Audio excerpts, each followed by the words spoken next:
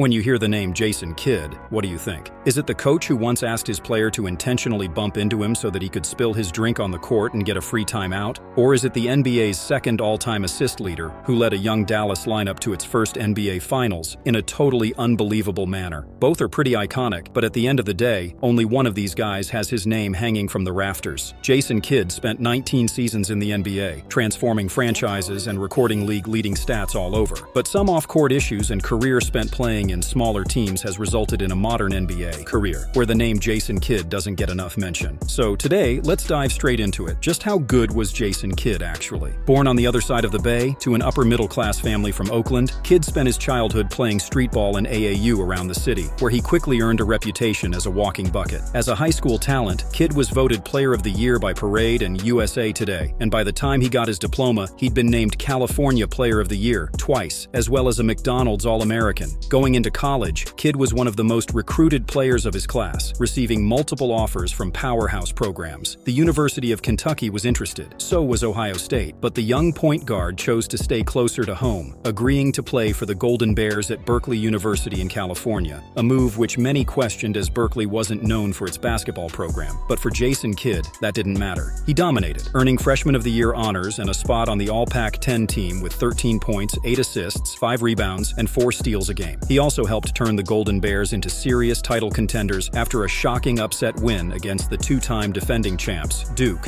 in the 1993 NCAA tournament. By his sophomore season, Kidd had emerged as one of the best players in the country, breaking a college record after he became the first sophomore to be named Pac-10 Player of the Year, as well as the first Berkeley player to be named on a first-team All-American lineup since 1968. It was clear to everyone that Jason Kidd was ready for the next step, and after just 2 seasons at Berkeley, Kidd declared for the 1994 NBA Draft. Going second overall, Kidd headed down to the Lone Star State, where he faced a big challenge. Just last season, the Mavs had finished with the worst record in the NBA, winning only 13 games all year. But just like he'd done at Berkeley, Kidd rose to the challenge and got straight to work, averaging 12 points, 6 rebounds, and 8 assists in his rookie season with Dallas. The Mavs instantly improved, winning 23 more games and recording the best regular season improvement of that year. On his way there, Kidd led the league in triple-doubles, eventually earning shared Rookie of the Year honors with Grant Hill. Mavs fans were excited about what the future could hold for Kidd and their franchise. Silky handles and non-stop defense defined his early game. But there was just one problem. The Oakland guard clashed with the Dallas coaching staff, and there were reports that the locker room was suffering under immature leadership. Things got so bad that after just 3 seasons in Dallas, Kidd was traded to the Phoenix Suns. Just like in Dallas, Kidd's arrival in Phoenix translated directly to more wins and more success. He helped pioneer a faster, flashier style of play that often relied on 4 guards and 1 center, in something we can only describe as a precursor to small ball. In his first full season with the Suns, he reached the NBA playoffs for the first time in his career, facing off against the San Antonio Spurs and their Hall of Fame Twin Towers duo David Robinson and Tim Duncan. Small ball was no match for the Texan Giants, and the Suns were sent packing in the first round. But Kidd continued to improve, achieving an NBA milestone the following year, when he led the league in triple-doubles with a whopping 7. And despite recording career-high numbers in points, field goal percentage, rebounds, and steals, the Suns season ended with another early playoff exit. But going into the 99 season, things had promised to be different. Phoenix had signed Penny Hardaway in the offseason, and alongside Kidd, they were poised to become one of the most feared backcourts in the league. But despite a strong start, the 99-0 season saw the Suns plagued with injury. Seeing Jason Kidd carried off with a broken ankle in a March matchup against Sacramento caused Suns fans to believe their season was over. But Kidd wasn't the type to give up so easily. He rehabbed hard and made his return just in time for the first round of the playoffs, where they faced off against an old foe, the Spurs. Lucky for Kidd, though, the Spurs were without their star, Tim Duncan, and with the help of Hardaway, Kidd reached the second round of the playoffs for the first time in his career. But their path to an NBA championship came to a sudden halt when they encountered Shaquille O'Neal, Kobe Bryant, and a formidable Lakers lineup that went on to win it all that season.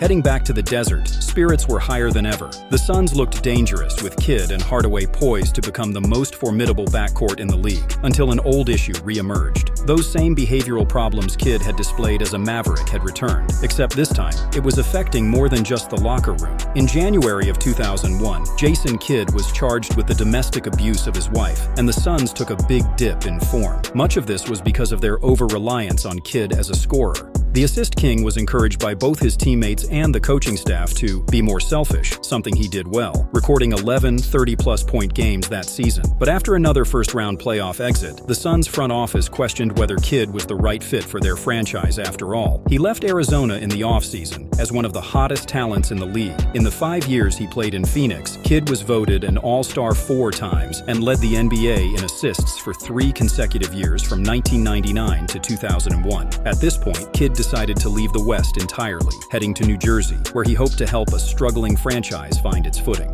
And as repetitive as it might seem, Kidd's arrival saw similar results as before. He helped them improve by 26 games and took the Nets to a 50-win season for the first time in the franchise's history. So much of this was because of the way Jersey was set up. Kidd had come into a roster built around sophomore Kenyon Martin, who was already a reliable scorer and overall tough guy to mark, which freed Kidd up to do what he did best: assist. Dishing out nasty passes and unbelievable dimes, Kidd flourished on an aggressive Nets lineup, having his best season to date.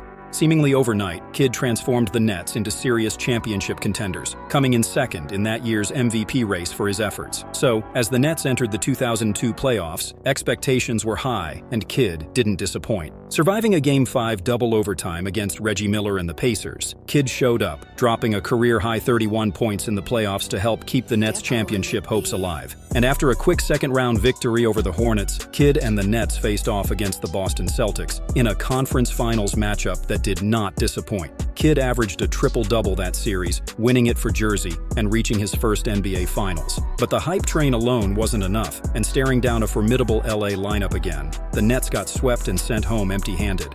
The 02-03 season saw him lead the team in scoring with 18.7 points. As usual, Kidd led the league in assists with 8.9 and helped the Nets produce another iconic season. After a close first-round series against Milwaukee, the Nets flipped a switch, winning 10 games in a row on their way to another NBA Final. This time, it wasn't LA that stood in Kidd's way, but an old rival, Tim Duncan and the Spurs. Duncan and Kidd battled it out, going even after the first 4 games, but the Nets were running out of steam and San Antonio won it in 6. 2 trips to the finals had seen the Nets come home empty-handed, but Kidd clearly had faith. He resigned with Jersey, promising them 6 more years of dimes and alley-oops. But the next 3 seasons were a disappointment.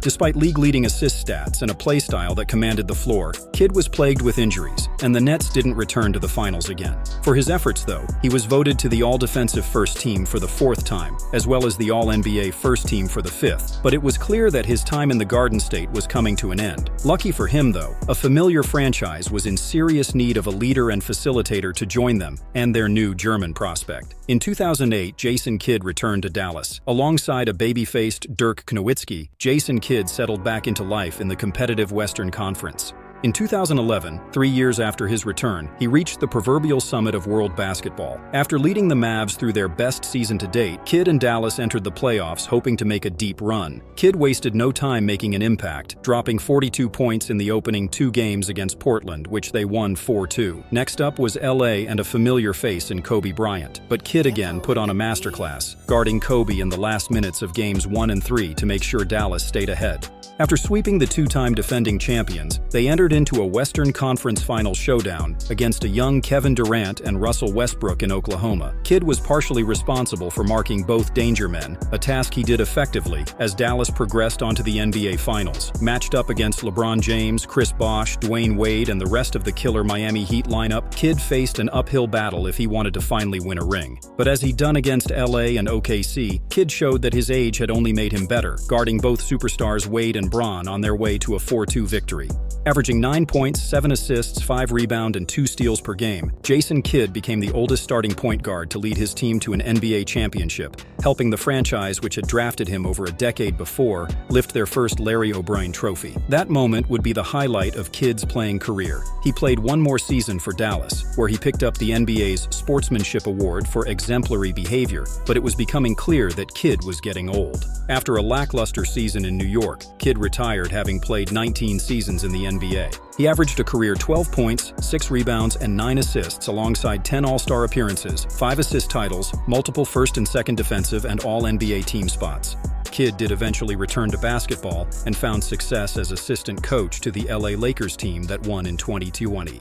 With his 2 Olympic gold medals, NBA ring, and countless individual accolades, Kidd was unsurprisingly named to the NBA's 75th anniversary team, and the Nets retired his jersey in 2013. So how good was Jason Kidd actually? Well, Kidd is still the second all-time NBA assist leader and widely considered as one of the greatest guards to ever play the game. He embodied everything franchises wanted. He could control the floor, lead his teammates, and dish out dimes like a kid at a wishing well. Your favorite guard probably grew up with a Jason Kidd poster in his bedroom, and that alone should tell you just how good Jason Kidd actually was.